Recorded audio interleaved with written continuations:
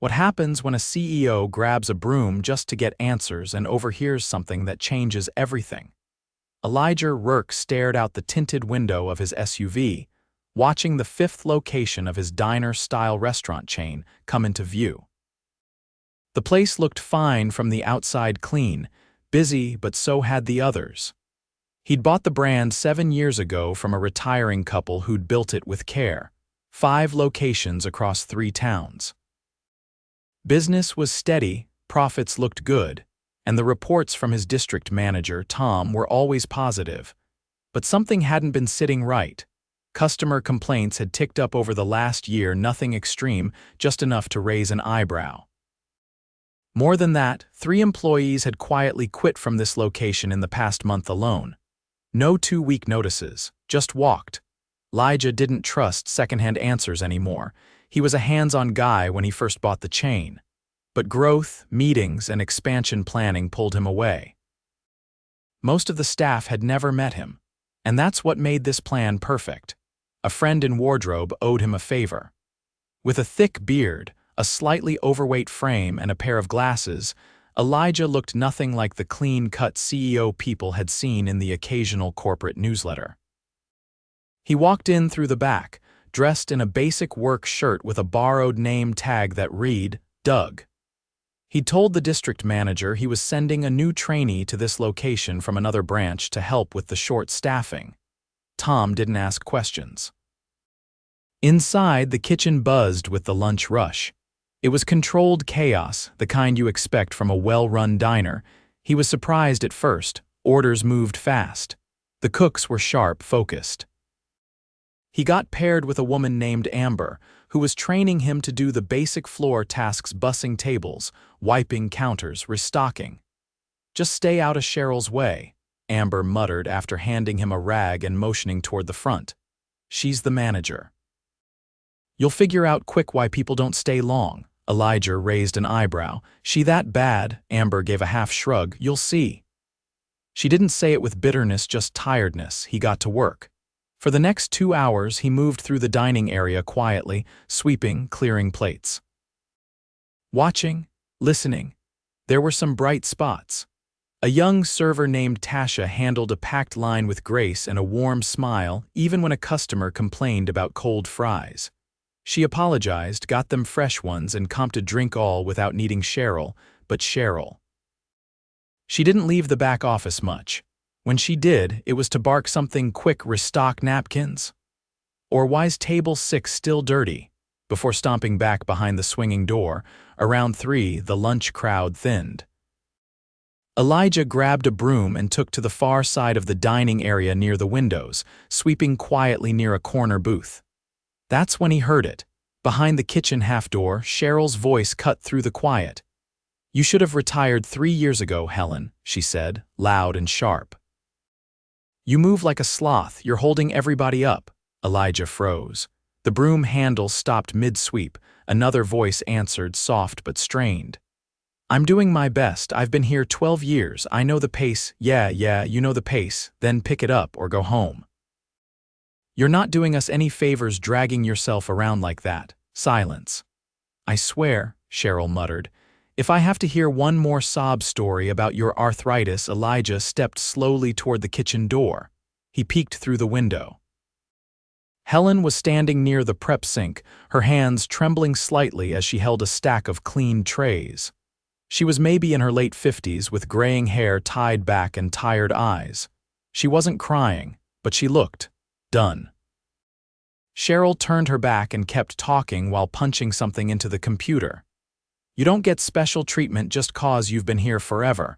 Loyalty doesn't pay the bills. If you can't keep up, leave." Helen didn't say a word. She set the trays down and walked slowly toward the back exit. Elijah pushed through the door. "Hey," he said quietly, catching up with her near the back door. "You okay?" She looked up, surprised. "Doug, right?" Her voice cracked. "I'm fine, just need a minute." He nodded. "You've been here 12 years. 12 and a half, she said, her smile weak. "But maybe that's enough." "Don't decide that today," he said gently. "Please." She gave a small nod and stepped outside. Elijah stood there for a moment, heart pounding. This wasn't a misunderstanding. This wasn't someone having a bad day. This was a pattern. And he was done sweeping. The back door swung shut behind Helen with a soft rattle as Elijah stood motionless in the prep hallway, the low hum of a cooler the only sound around him. His jaw tightened, not from anger not yet, but from a focused stillness. He hadn't expected to see so much rot so quickly. But now the mask was slipping, and he needed to keep playing his role a little longer. He slipped back into the kitchen, blending into the rhythm. No one paid him much attention, not the line cook focused on a sizzling skillet, not the dishwasher scrubbing trays with his earbuds in.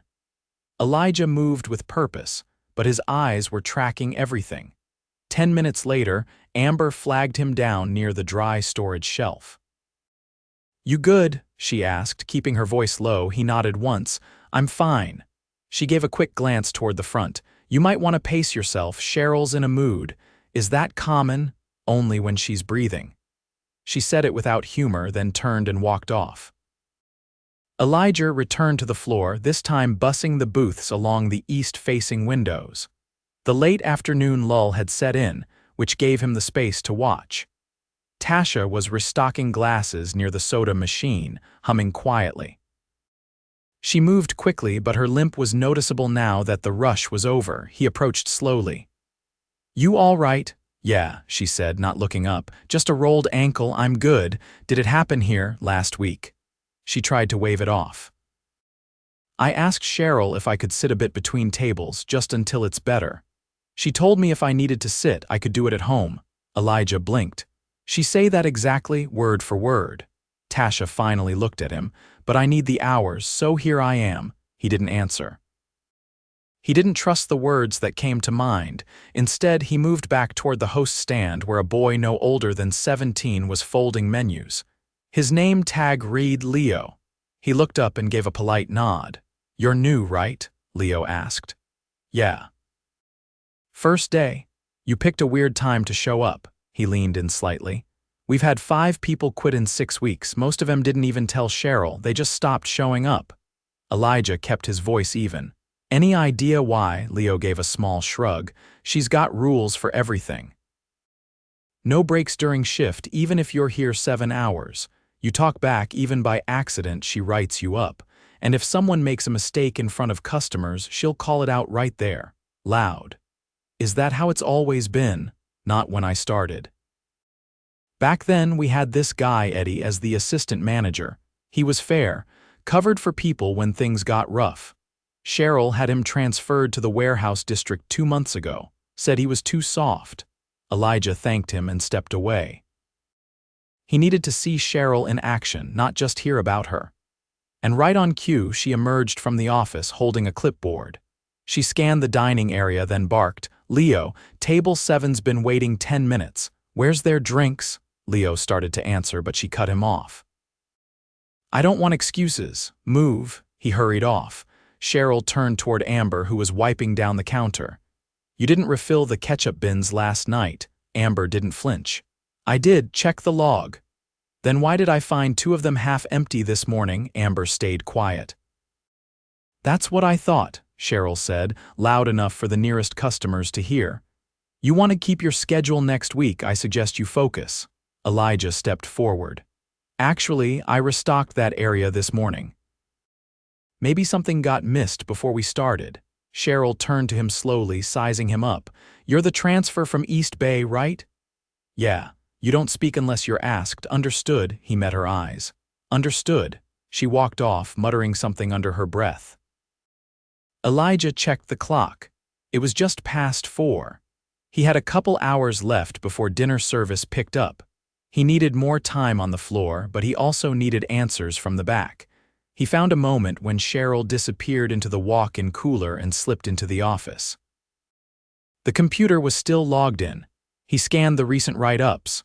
There were dozens. Amber, Tasha, Leo, even Helen twice in the last month, both for failure to meet pace expectations.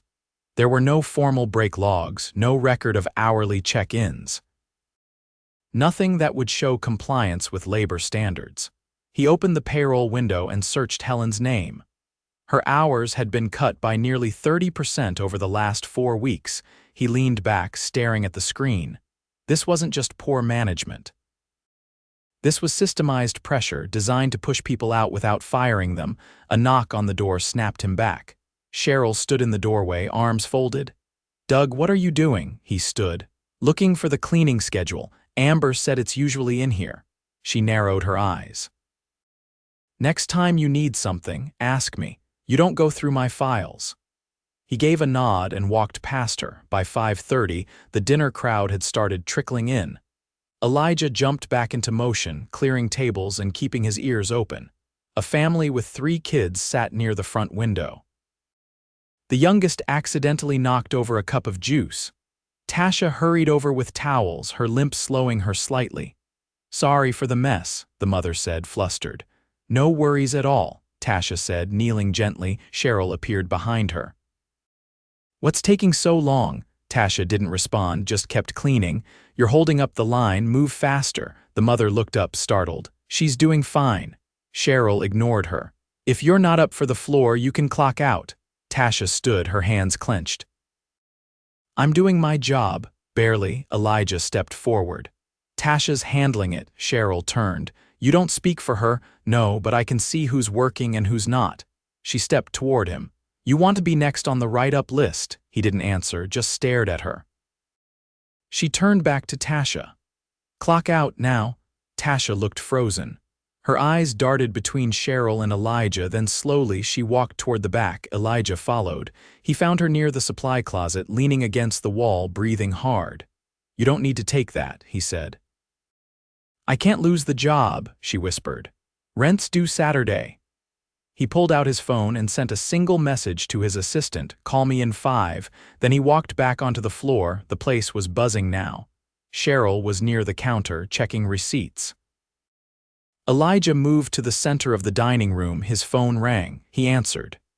"Yeah," he said. "Go ahead." He paused. "Got it, I'll take care of it." He hung up and turned to Cheryl. "I'm not Doug. My name is Elijah Rourke. I own this company." She stared at him, frozen. "I came here because I stopped trusting reports. Today, I've seen enough to confirm why." A few heads turned. "You've been creating a hostile environment. You've ignored injury accommodations, violated labor protocols, and treated loyal staff like they're disposable." "That ends now." Her face flushed. "You can't just I can, and I am." She opened her mouth again, but he raised a hand. "You're done here. Gather your things. You're terminated, effective immediately." Silence swept across the room. He turned to Leo. "Can you grab Tasha and let her know she's reinstated with full pay for today?" Leo nodded, wide-eyed. Elijah faced the rest of the staff. "We're not running a sweatshop. We're running a business that takes care of its people. Anyone with concerns, find me in the office." "I'm staying the rest of the shift." He turned and walked back toward the back hallway, the weight of the restaurant pressing in behind him. This wasn't over, but the rot had been cut loose, and the real work, the rebuilding, could finally begin. Elijah stayed for the rest of the evening shift. No corporate buffer, no press release. Just him behind the counter and on the floor in the mess of it all. He wasn't there to make a statement. He was there to see how deep this thing went.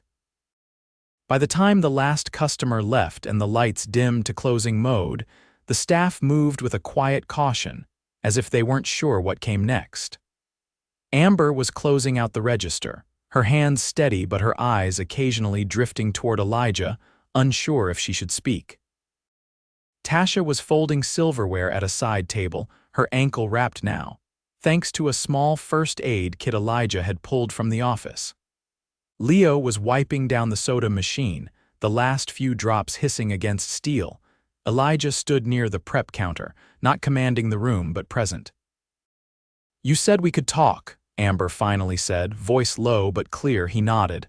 "I meant it." She came around the counter, not timid, just measured. "Are you really staying here, or is this a one-night thing? I'll be here the next 3 days." "I've already cleared my schedule."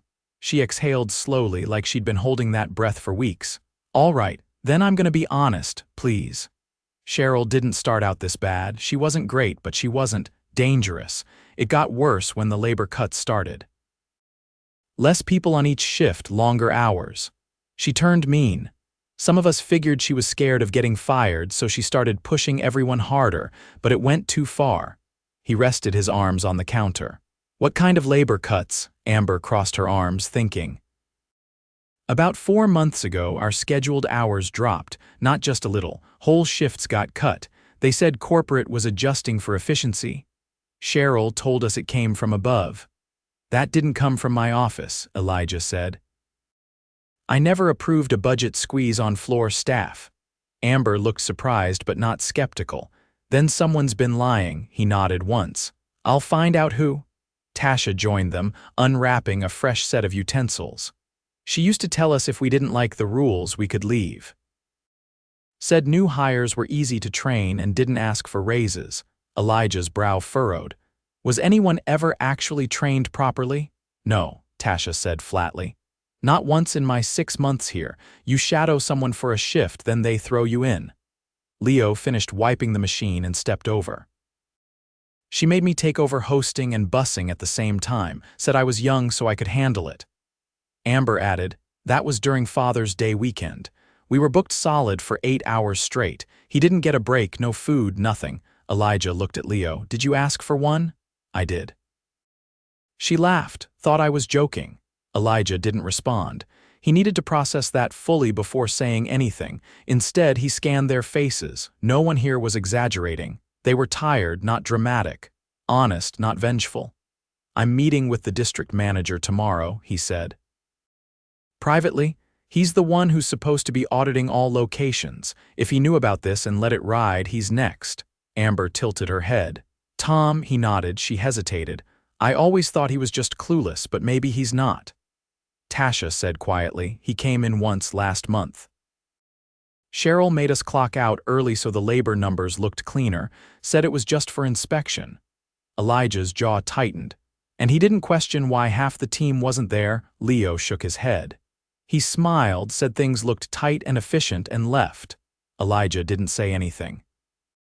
He couldn't not yet. All right, he said finally. Go home, I'll see you all tomorrow. No one's losing hours, no one's being cut loose. Amber looked at him a long moment. You sure you're ready to fix this? I'm not leaving until it is. Next morning, Elijah arrived before sunrise. The building was dark, the parking lot nearly empty. Only one car was parked out front Helen's. She was sitting inside, engine off, hands folded in her lap. He approached the driver's side slowly and tapped the window. She rolled it down, surprised. I didn't think I'd see you again, she said. I hoped I would, she glanced at the restaurant. I didn't come to work, I just didn't know where else to go this early. I'd like you to come inside, he said, not as staff, as someone who deserves to be heard. She studied him for a long moment, then she opened the door and stepped out. Inside, the kitchen was still cold. No burners lit, no smell of coffee, just the metallic echo of their footsteps. They sat at a back booth. Elijah didn't touch his phone, he didn't take notes, he just listened. I started here when my youngest went to college, Helen began. It was part-time at first, then full. I liked the rhythm, I liked the people, I even liked the noise. Was it always good? Elijah asked. Not perfect, but decent. We used to celebrate birthdays, people helped each other. When Cheryl came, that changed, slowly at first. Then all at once. What kept you here? She looked down. Habit, maybe pride, maybe I thought I could outlast her. Elijah nodded. You shouldn't have had to. She let out a soft breath. I thought about quitting every week for the last 2 months, but I couldn't bring myself to do it. Felt like she'd win. She won't. Helen met his eyes. Then stop her replacements from becoming her. Elijah nodded once. I will. By 7, the team began arriving, Amber first, then Leo and Tasha. Elijah had promised them a meeting before opening, and they filed in quietly, not sure what to expect. They gathered in the back dining area, still dimly lit. I want to be clear, Elijah began. No one here is under review, you're not on trial. You've been surviving something you never should have had to. He looked around the table. There's going to be change, real change, but it's not a speech that'll fix this, it's structure, so here's what's happening. He pulled out a printed sheet. First, a temporary floor manager from another branch is coming in today. Her name's Marissa. She's fair, experienced, and she knows how to lead without belittling people. Tasha leaned forward. "She gonna stay?" "No," Elijah said. "She's here to stabilize things. After that, we'll open applications internally. Anyone who wants to step up will be considered, trained properly, and supported." Amber raised an eyebrow. "Even us, especially you," he continued. "Second, all write-ups issued in the last 60 days are being reviewed. Any that were based on policy violations Cheryl invented are gone." Leo blinked. "All of them?" "Yes, and third, we're implementing a new feedback channel, anonymous if you want it. No more reporting things and watching nothing happen." He paused. "This place is going to run with dignity. Not fear." No one applauded, no one cheered. That wasn't what this moment was, but something shifted in the room, a stillness that wasn't fear anymore. It was trust, slowly starting to unknot itself. Elijah stood, folding the sheet. "We've got a full day ahead. But you're not doing it alone anymore." He walked toward the kitchen. The burners clicked on, the smell of coffee drifted in. And for the first time in too long, the restaurant began to wake up without dread. By the end of Elijah's third day inside the branch, the atmosphere had changed, but not completely. You don't reverse a culture overnight. What you can do is start pulling the pressure valve before it ruptures. He'd spent the last 2 days not just observing but actively working alongside the crew, giving them space to breathe while watching for lingering signs of damage. One thing was clear. The team had been surviving, not operating. Marissa, a shift manager from a different location with a reputation for steady leadership, had arrived just before the breakfast rush that morning. She didn't bark, didn't overcorrect, didn't hover. She checked lists quietly, asked questions where needed, and let people solve problems without stepping over them.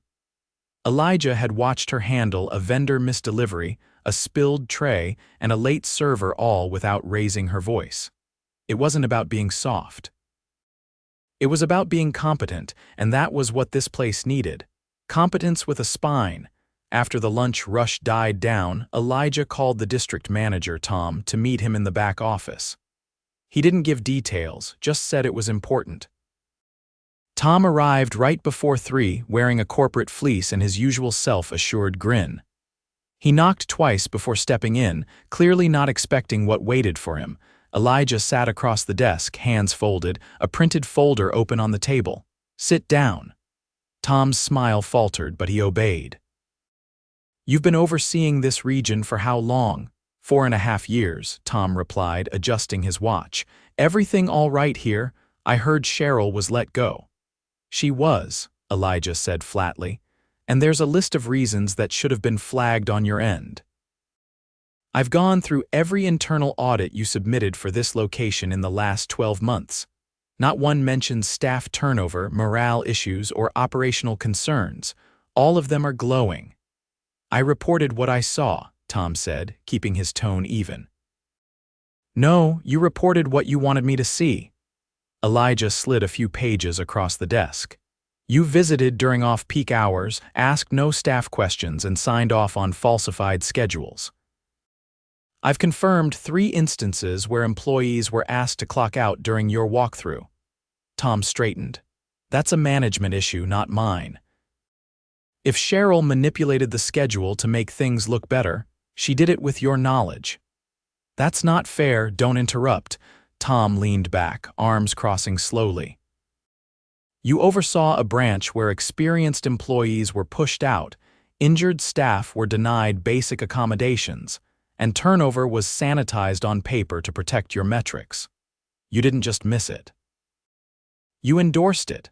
"I didn't endorse anything." "Then explain this." Elijah pulled out a final document, a memo with Tom's signature marked from 3 months prior, approving a labor reduction plan for the branch with a note, "Use discretion in execution, limit paper trails." Tom froze. His mouth opened, but no words came. "You're being released from your position, effective immediately. Your final check will be processed after HR completes its review." Tom stood slowly. "You're making a mistake. I've kept this region lean and profitable." "You kept it hollow," Elijah replied. "Get your things." Tom left without another word. When the door shut, Elijah leaned back and let the silence settle.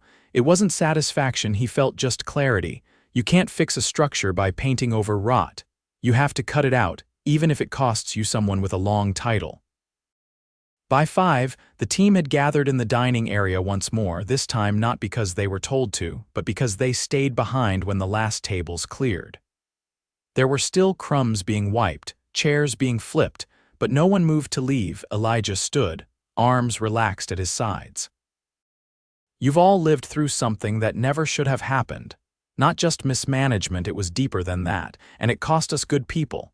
But I've made decisions today to make sure none of this repeats.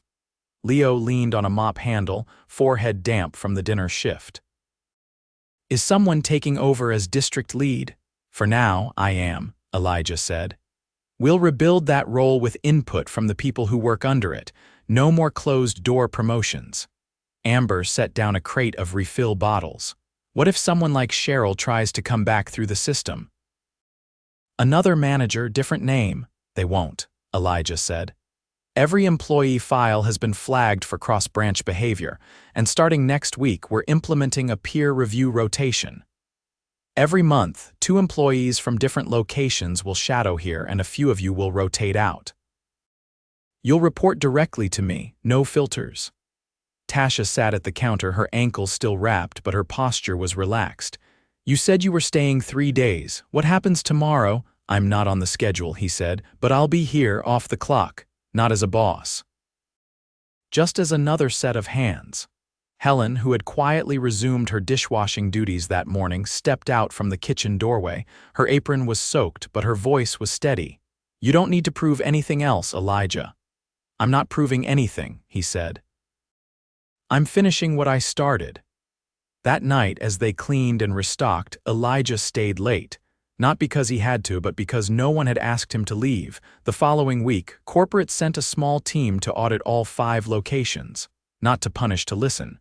They held round tables, not seminars. They recorded, transcribed, and took action. 2 assistant managers from other branches were reassigned after complaints surfaced. 1 location was temporarily closed for retraining. At the original location, things moved forward, slowly, carefully. Marissa remained for 2 weeks before recommending Leo for assistant floor lead. She didn't hand it to him. She trained him, tested him, and made sure he could handle conflict without collapsing under it. Tasha was given the option to reduce her hours temporarily with full coverage for medical leave.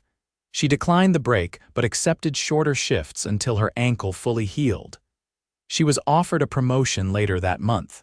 She asked for more time to think it over. Amber didn't want a title. She wanted consistency, and she got it.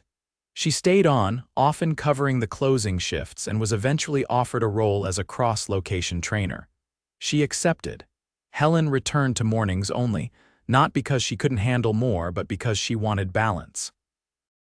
Elijah made sure her schedule reflected it permanently, and Cheryl, she never came back. HR confirmed she applied to another location under a different variation of her name. The system flagged it. The application was denied. 2 months later, Elijah walked into the dining room just before opening. No fanfare, just a coffee in hand and a nod to the crew. The tables were polished. The kitchen was focused. The tone was quiet but not tense. Marissa, no longer managing but visiting for a check-in, sat near the front with a clipboard. She looked up as Elijah approached. You see what you wanted to see? She asked. No, Elijah said, watching as Leo helped a new hire reset the soda station. I saw what I needed to. She closed the clipboard. Then you're done here? No, he said. I'm just getting better at not waiting until things explode. She gave a short nod, stood, and walked out. That morning, customers filtered in as the doors opened. Regulars returned, new faces showed up. The hum of conversation filled the space. Orders were taken, meals served, and plates cleared. No one yelled. No one froze. And no one swept the floor just to find out what everyone else already knew. That lesson had been learned, and it wouldn't be forgotten.